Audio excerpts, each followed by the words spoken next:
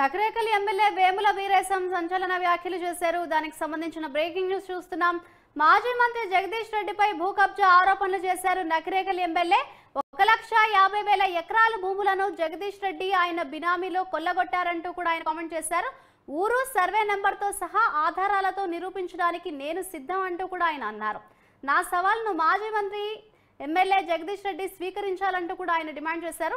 మాజీ మంత్రి భూ కబ్జాలపై త్వరలో సీఎం రేవంత్ రెడ్డికి లేఖ రాస్తానని, జగదీష్ రెడ్డి కొల్లగొట్టిన భూములను తిరిగి ప్రజలకు పంచాలని సీఎం రేవంత్ రెడ్డికి విజ్ఞప్తి చేస్తానని వీరేశం అన్నారు. ఆస్తుల్ని భూముల్ని కొల్లగొట్టింది నిజం, నేను ప్రూవ్ చేస్తా, లెక్కలతో సహా నేను నిరూపిస్తా. ఛాలెంజ్కి సిద్ధమైతే, ఛాలెంజ్కి మీరు సిద్ధమైతే మీరు వస్తారా, మీ పైన నాయకులు వస్తారా? లెక్కలతో సహా, సర్వే నెంబర్లతో సహా, ఏ జిల్లా, ఏ ఊరు, ఎక్కడ ఆ భూములను గుంజుకుంటే ఒక కుటుంబానికి ఎకరం ఇచ్చిన 1,50,000 కుటుంబాలకి ఈ రాష్ట్రంలో భూమి వంచేటువంటి ఒక అవకాశం ఉంది. నేను త్వరలో ముఖ్యమంత్రి గారికి కూడా లెటర్ ఇచ్చి వీళ్ళ భూముల్ని మొత్తం జప్తు చేసుకున్న ప్రజలు నీకు నిరాజనలు పడతారని చెప్పేసి కూడా చెప్తారని చెప్పేసి ఈ సందర్భంగా తెలియజేస్తా ఉన్నా.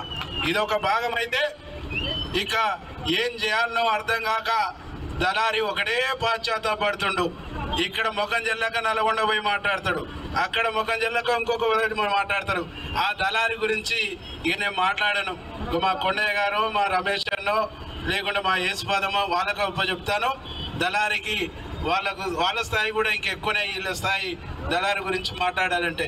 కాబట్టి మీ అందరూ కూడా నేను చేసే విజ్ఞప్తి ఒకటే, శాంతియుతంగా ఈరోజు హోలీని ఎట్లా జరుపుకున్నామో ఇదే శాంతియుతంగా గ్రామాలని అభివృద్ధి చేయాలి. గ్రామాలను అభివృద్ధి లక్ష్యంగా మనం ముందుకు పోవాలి.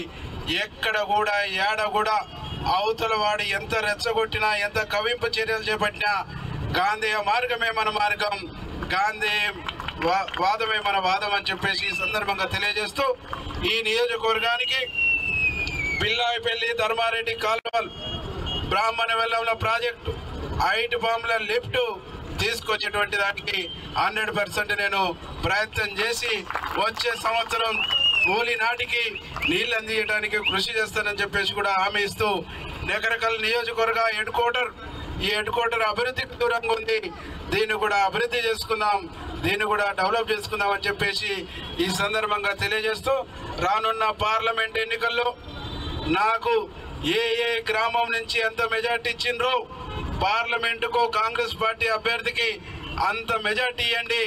అంతకంటే ఎక్కువ మెజార్టీ ఇచ్చినటువంటి ప్రతి గ్రామంలో మొదటి ఫౌండేషన్, మొదటి డెవలప్మెంట్, మొదటి డబుల్ బెడ్ ఇందిరమ్మ ఇండ్లు ఇస్తానని చెప్పి